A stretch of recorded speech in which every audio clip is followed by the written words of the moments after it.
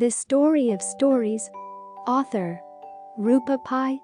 Illustrator Prashant. Miranda. It was a beautiful summer day in the forest by the sea in the glorious land of Somewheristan. Whales danced in the waves, singing to each other. Sea lions, their smooth brown bodies glistening in the sun, played peekaboo with the noisy seagulls, barking and scolding. Every creature in the forest was happy, happy, happy.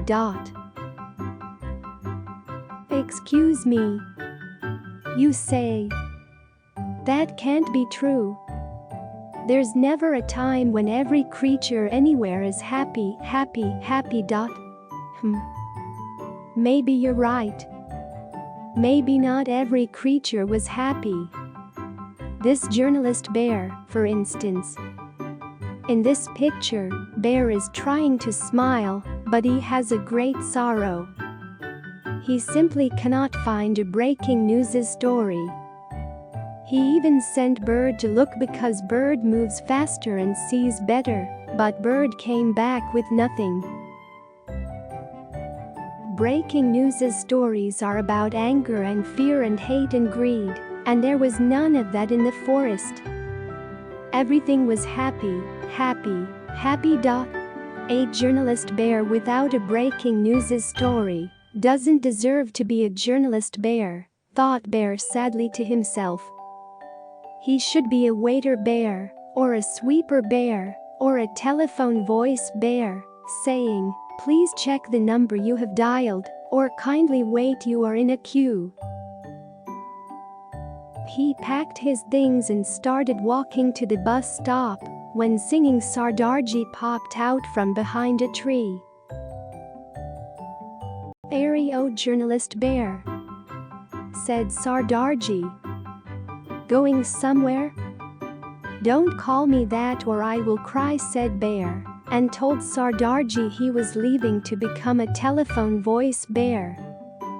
"Don't be such a silly bear, Bear," scolded Sardarji. He pulled out a guitar and began to sing.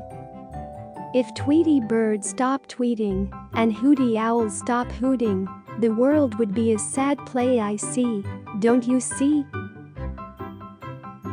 Don't you see?" sang the Tweety Birds and the Hooty Owls.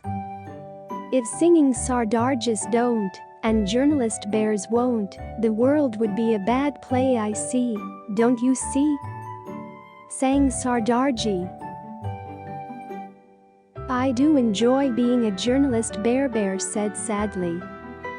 "I do love finding out things, and talking to people, and writing their stories, but I also do not have a breaking news story, which means, aha," said singing Sardarji. "What?" said Bear, puzzled.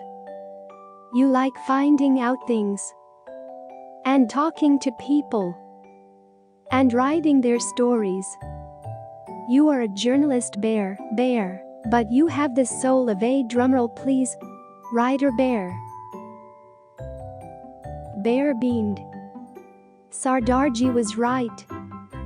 He really was a writer bear. "Tell you what, Bear," Sardarji went on, "let's travel the world, you and I. I will sing, and you, Bear, will write. Not breaking news stories, no one remembers those after 3 days, anyway, but real stories of real people, stories that will never grow old." "Hooray!" said Bear. And that was how Writer Bear and Singing Sardarji set out to explore the world. Everywhere they went, Sardarji sang to the people, and Bear listened to them.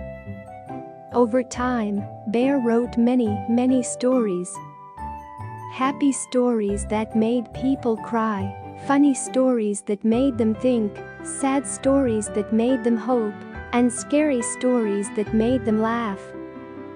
And storyweavers all over the world picked up the long, strong, shining threads of Bear's stories and wove them into new and wonderful stories for all of us to enjoy. Number 6. Frames to Challenge. A carnival of art. The illustrations in this book were created as part of the Number 6 Frames to Challenge, an online campaign run by Pratham Books to build a rich bank of illustrations for Storyweaver. The essence of the Number 6 Frames to Challenge was to tell a good story using just 6 illustrations.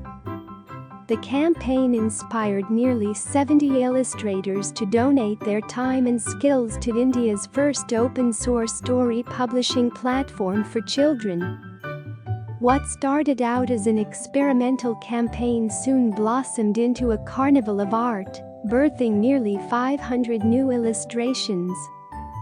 These wordless narratives cut across language barriers, opening up a world of possibilities, encouraging Storyweaver's growing community to dream up multiple stories around these images.